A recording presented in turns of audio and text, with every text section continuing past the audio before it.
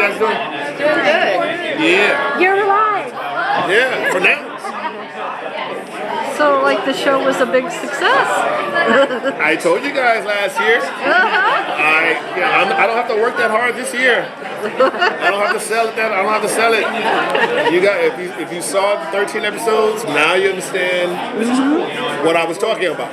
Yeah. It's a bit even more pressure now because a lot of people are expecting so much. The stakes are higher in the season. The stakes are higher for the production value. I think all of the actors are very clear on what our jobs are and very hungry and even more engaged than we were first season because we've been invited back. I think the pressure, from my experience, is when you get invited back for a third season. This is what we call our sophomore. Sometimes you can get a pass.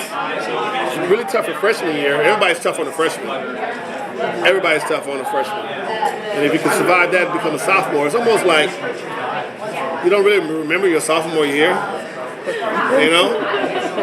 But then it gets serious when you become a junior. All of a sudden it's really serious. I'm just speaking, assuming people with college, that you don't want to be a fifth-year senior. So it's like, wait a minute, all my friends are going to graduate next year. I really need to get it together if I'm going to walk with them. That's how I look at this show, is that, you know, everyone's doing what they're doing, we got it. But the pressure comes down the third season. I think that's for every show. If you can really engage your fans and keep them hungry, that third season, then your fourth season is going to be even more exciting because the pressure, you get past that third season, which is always tough. You win that, you got the fourth one, and then you choose to go 5, 6, 7, 8, 9, 10, or whatever. That's why we're Breaking Bad. We're out. I mean, we're out on 5 or we're out on 7. We don't have anything else to prove. We're good. And then people choose to have their little jewels, and they can go back to the DVD box and watch them over and over and over again. You know, so you know, for me, in my experience, I think that if I'm sitting here next season, then there would be pressure. How hard was it for you to get to that emotional place when you found out, Wells was dead? It was a pretty emotional thing to watch as a viewer. That's explored in the very first episode. Ironically, it's a good question. That's explored deeply because he didn't really have time to mourn. He had too much to do. But now, he has all the time. Well, not really. He doesn't have a lot of time in the world, and he's all alone. So that's why I was saying at each table, it's kind of hard to really explain what's going to happen without spoiling it. But at the same time, I think you'll be in alignment with Jaha's fate, and it'll be okay. You're not going to figure out how it's going to go down. I'll tell you that right now.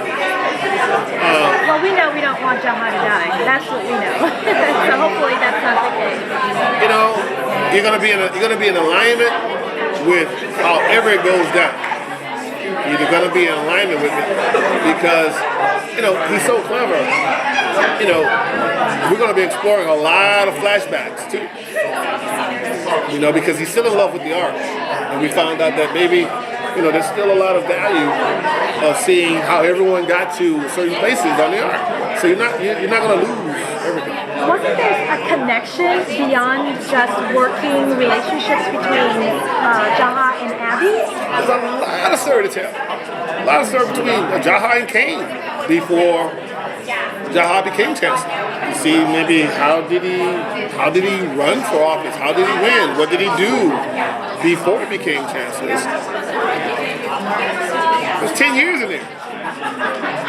So playing on the arc in such a confined space, did that help put you in the mindset? Oh yeah. Being like in outer space and you're in that desolate situation. Oh yeah.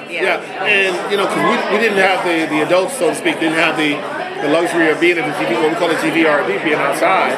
And when it gets cold in Langley or outside of Vancouver, it's cold in the studio too. Yeah. So it's just cold. So no one's really getting a free pass on how cold and how wet you are. Only difference is we don't get wet like the kids outside, but it was still challenging. And all of that, was used to try to keep your focus. We were doing what we had to do because we were shooting in a huge studio that you can't, be like uber expensive to try to warm the entire studio. So we had our little heaters, even in the studio when it got really cold. Because it gets really, I didn't know how cold it got in Vancouver until I lived there. It's challenging, but in a good way. And being on the arc, the set design, very proud of what Matthew did for us, and it was extremely conducive and supportive to everyone's frame of mind at that time. Yeah. So now, what initially drew you to this role when you read the script? What was it about Jaha that just spoke to you? Is how can someone be humane in such a potential inhumane situation? How can you keep your humanity when you have to make some pretty inhumane decisions? What does that look like? What does that feel like? And I think I captured that. Yes, you did.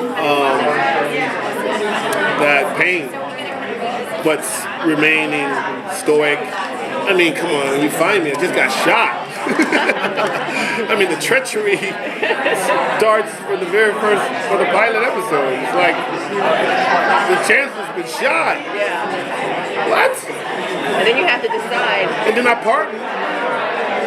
have to pardon the guy who shot me to find out who shot me.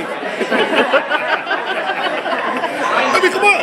And then after you get shot and try to heal, you have to decide who of the 300 people you're going to float to save and realize didn't have to. Yeah.